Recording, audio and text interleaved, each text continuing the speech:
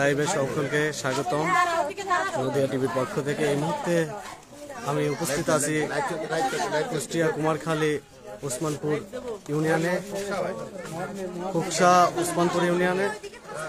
এখানে ভুক্তভোগী শহীদুল মেম্বারের বাড়িতে একটি দুর্বৃত্তদের হামলা ঘটনা ঘটেছে। আমরা দেখানোর চেষ্টা করব এবং ভুক্তভোগীদের মুখ থেকে আমরা শুনবো যে আসলে কি ঘটনা ঘটেছিল। জি বলেন, কি হয়েছিল আপনাদের? প্রথম ওরা আসার পরে আমার জানলাম যে আমার নাম বলবো, মিসেস জুলেখা, আমার হাজবেন্ড মোহাম্মদ জিল্লুর রহমান, ওসমানপুর। হলো নায়ক সুবেদার, বিজিবির নায়ক সুবেদার, উনি রিটায়ার্ড আসছে। ওনাকে আমি যখন বলি ওরা আমার জানলার ওখানে কথা বলছে, তখন আমার হাজবেন্ডকে বলি যে দেখো আমার ঘরের পাশে তুমি কে কথা বলছে। তখন আমার হাজবেন্ড বলে যে কে আপনারা, কে? তখন আমার হাজবেন্ডের উল্টা বলে যেই শালা, দরজা খোল, জানলা খোল, শালা তুই কে? কথা আমি নায়ক সুবেদার জিল্লুর, আমি ওনার সাথে আমার স্যারের সাথে কথা বলবো। তখন উনি বলে তোর ছাড়কে, তোর ছাড় তো তার সময় নাই। তখন এটা বললে দে আমার মোবাইল দে। তখন আমার হাজব্যান্ড মোবাইল দিয়ে দেয়। দেওয়ার পর ওরা লাফ দিয়ে এসে আমার দরজায় খুব লাঠি গুঁটা মারে। লাঠি গুঁটা মারলাম, তখন বলি দেখেন আমার ঘরে লাঠি মারবেন না, আমি আপনার দরজাকে খুলে দিচ্ছি, আপনি আমার ভাঙবেন না। তবু ওরা আমার ভাঙচুর করে। করার পরে তখন বলে যে আলমারি যখন ভাঙে, তখন আমি বলি কি যে দেখেন আপনি আমার আলমারি ভাঙবেন না, আমি আমার চাবি দিচ্ছি। আমি তখন ওরা চাবিটা দিয়ে দিই, সব ছোটান টোনগুলো আমি দিয়ে দিই।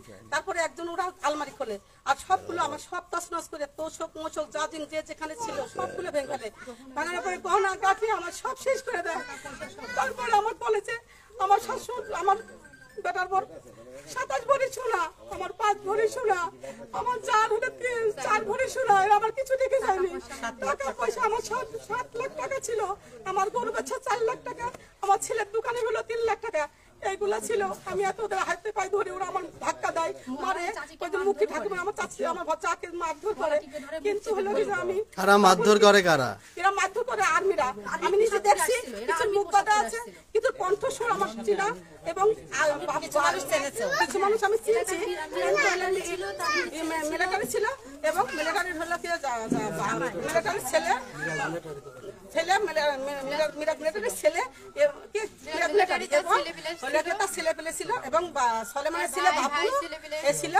আমি তখন ওদের বলি যে দেখেন আপনার কাছে ধর্মের ভয় আমার ছেলের গায়ে হাত দেবেন না, আমার ছেলের গায়ে যে মারধর করছে মা হয়ে সহ্য করতে পারে না, আমার ঘরে আটকায় রাখে, আমার চাল্লাতে আমি চিল্লাই ভাই আপনার ধর্মের ভয় আপনার ছেলে মারবেন না, আমার ছেলে মারবেন না।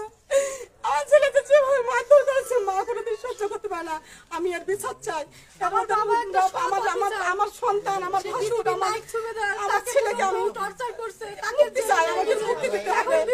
আমার বাবা, আমার ভাই, আমার চাচার আজকের মধ্যে তারেক ছেলের কাছে আমরা বিচার দিচ্ছি, জনগণের কাছে আমরা বিচার দিচ্ছি যে আজকের মধ্যে তাদেরকে যেন ছেড়ে দেয়। এদেরকে অত্যাচার করা হচ্ছে দীর্ঘ 30 থেকে 40 বছর ধরে। আমার চাচারা, আমার ভাইরা হচ্ছে বিএমপি করে যাচ্ছে।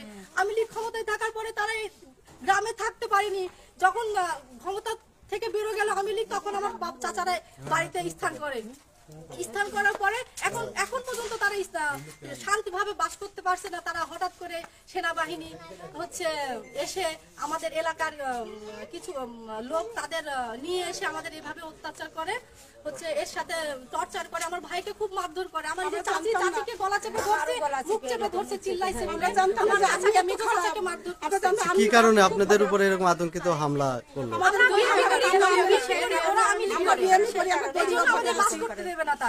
কিছুদিন আগে 2-3 মাস আগে আমার ভাইকে হঠাৎ করে তারা পিছন থেকে মাথায় আঘাত করে, এখনো সে সুস্থ হয়নি। যারা হামলা চালাইছে আসলে এরা কোন পন্থীর লোক?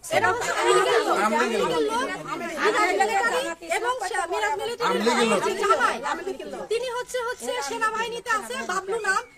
এখানে উপস্থিত থেকে মিরাজ মিলিটারি উপস্থিত থেকে তার 2 ছেলে উপস্থিত থেকে এবং বাবলু সেনাবাহিনী উপস্থিত থেকে তার সাঙ্গু পাঙ্গু দিয়ে আমাদের এইভাবে অত্যাচার করছে। এটা কি আমরা চেয়েছি? এই সরকারের কাছে কি আমরা এটা চেয়েছি যে আমাদের এই? আপনারা কি মনে করছেন তারা সরকারের ক্ষমতা, সেনাবাহিনীর ক্ষমতা অপব্যবহার করে তারা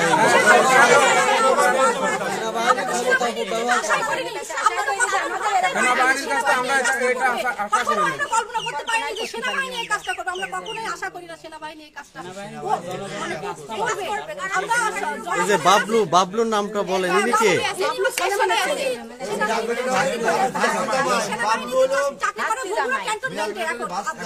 তিনি ওখান থেকে এসে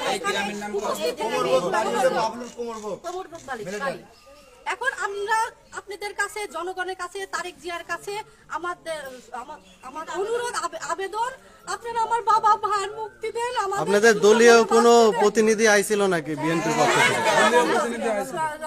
সৈয়দ আমজাদ মিয়া আসছিল, হচ্ছে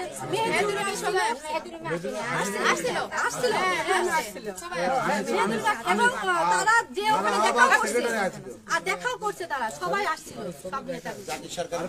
এখন আমাদের একটাই দাবি, এটার আমরা শাস্তি চাই, বিচার চাই। আর আমার বাবা, চাচা, ভাইকে আজকে আমি কিছু বলিনি, আমার ভাই তত্ত্বাবধায়ক সরকারের কাছে বিচার চাই যে এটা কেন হলো, কেন করলো, এটার বিচার আমরা চাই। আর আজকের মধ্যে আমার বাবা, চাচা, আমার ভাইকে মুক্তি দিতে হবে। মুক্তি চাই, মুক্তি চাই। এটা আপনাদের কাছে হাত জোড় করছি। আমার বাবা একটা সৎ অফিসার, আমি এই কষ্ট সহ্য করতে পারছি না। আচ্ছা, কি ঘটনা হয়েছিল বলেন আপনি একটু। আমার নাম ফারহানা আক্তার, জিজ্ঞেস করতে পারেন আমার বাবা। আমি ফারহানা আক্তার, জুবাইর রহমানের ওয়াইফ।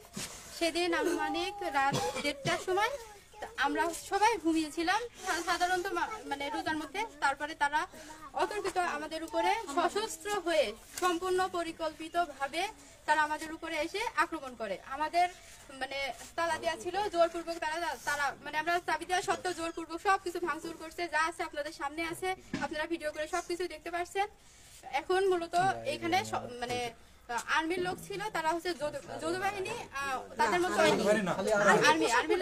আর্মি পোশাক পরিহিত এবং সসজ্জিত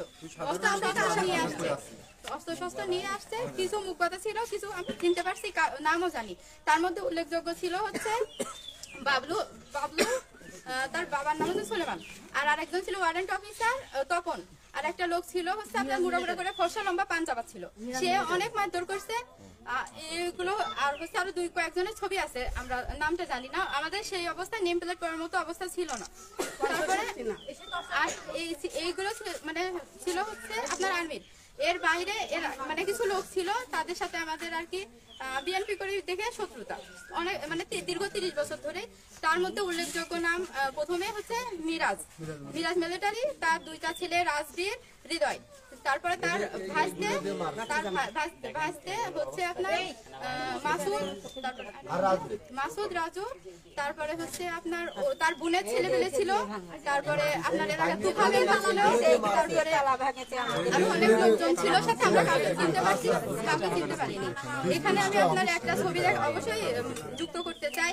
সে হলো এই যে লোকটা, এর নাম হচ্ছে বাবলু, যে এখনো কিন্তু বগুড়া ক্যাম্পে রানিং চাকরিতে আছে। সে এক রাতের জন্য আসছে, এসে আমাদের এই তাণ্ডবটা করছে। আমার আলমারিতে থাকা আপনার 27 লক্ষ টাকা, 27 ভরি স্বর্ণ ছিল।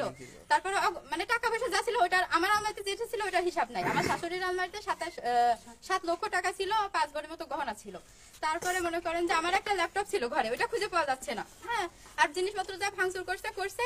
তারপর আমার বাচ্চা 2.5 বছর বয়স, তাকে বন্দুক তাক করছে, বলছে বল কি আছে, বাচ্চা মেরে দেবো, কিভাবে পরিবারের উপর হামলা করেছে এবং ঘরবাড়ি ভাঙচুর করেছে সেগুলো আমরা তুলে ধরবো। শহীদুল উসমানপুর ইউনিয়নের উসমানপুর গ্রামে শহীদুল মেম্বারের বাড়িতে এই আতঙ্কিত হামলা আপনাদের মাঝে দেখানোর চেষ্টা করছি। তারা কিভাবে নৃশংসভাবে এই হামলাটা পরিচালনা করেছে। শুধু একটি ঘর না, আরও প্রায় 10-15টি রুমে তারা এরকম হামলা এবং লুটপাটে করেছে। কে বা কাহারা করেছে এখনো সঠিক তথ্য আমাদের মাঝে খোলাসা হয়নি। আমরা তদন্ত প্রেক্ষিতে আপনাদের মাঝে আরো কিছু তুলে ধরবো। এই যে দেখছেন যে প্রতিটা রুমে একই অবস্থার ঘটনা ঘটেছে। কিভাবে এই হামলাটা করেছে আসলে এই ন্যাক্কারজনক একটি ঘটনা। আমরা চাই যে এই 24 স্বাধীনের পরে এরকম একটা ন্যাক্কারজনক ঘটনা কিভাবে ঘটে তা বোধগম্য নয়। আমরা তদন্তের মাধ্যমে আপনাদের মাঝে তুলে ধরছি এবং বিস্তারিত দেখানোর চেষ্টা করব।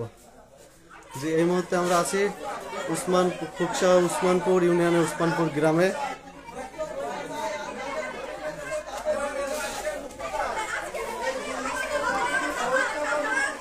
প্রতিটা ঘরে আসলে একই অবস্থা, যে তারা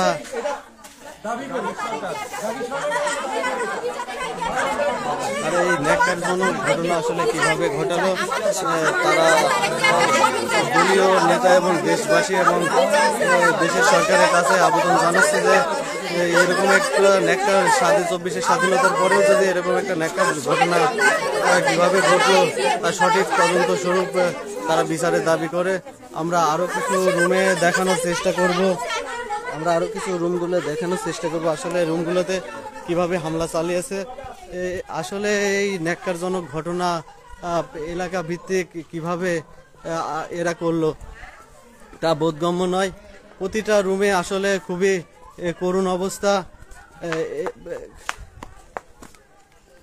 ভয়াবহভাবে তারা হামলা চলেছে। আসলে যদি এই দেশের জানমালের নিরাপত্তা যারা দেবে তারা যদি নিরাপত্তা না দিতে পারে তাহলে কিভাবে এই দেশে মানুষ বসবাস করবে। আপনারা দেখছেন এই যে এই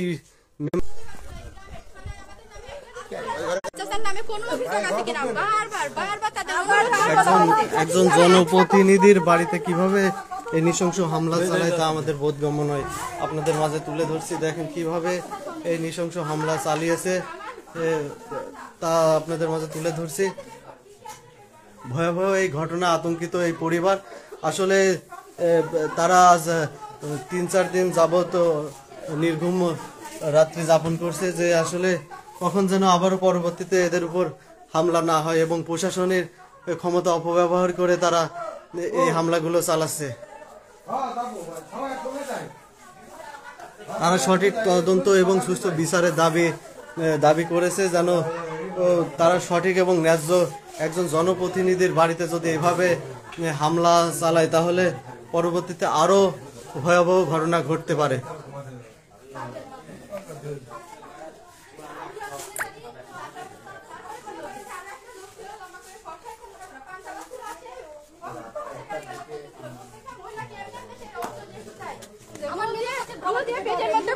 আমার বাচ্চাকে এইভাবে বন্দুকটা করে 2.5 বছরের একটা বাচ্চার।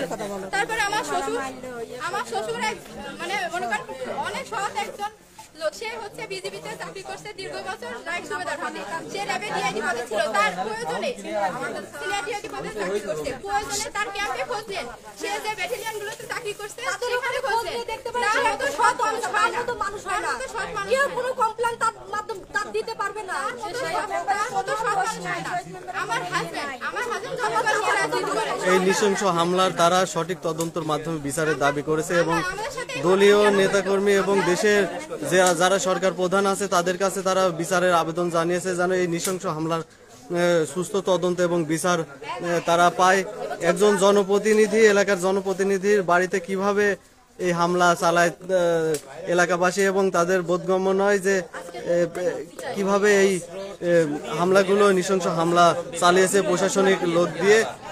তারা ভুক্তভোগীরা উল্লেখ করেছে যে এই প্রশাসনের লোকের তারা সেনাবাহিনী চাকরি করার সুবাদে এই প্রশাসনের ক্ষমতার অপব্যবহার করেছে।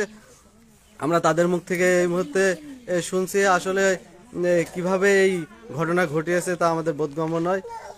আমার আব্বুর মুক্তি চাই, আমার সেনাবাহিনীর কাছে আমাদের একটাই দাবি, নিঃস্বার্থ মুক্তি দিতে হবে তাদের। আজকের মধ্যে মুক্তি চাই। আমার তারা নিরীহ, তারা কোনো অপরাধী না, তারা কোনো অপরাধী না। সেনাবাহিনীর কাছে আমার একটাই দাবি, আমার মুক্তি চাই। আজকের মধ্যে মুক্তি চাই, আমার আব্বুর মুক্তি চাই। এই মিথ্যা মামলা মুক্তি চাই তার। আমাদের দাবি, তাদের দাবি নিরীহ মানুষের অত্যাচার হবে না। আমার সেনাপ্রধানের কাছে দাবি, নিরীহ মানুষের অত্যাচার হবে না, তাদের মুক্তি চাই।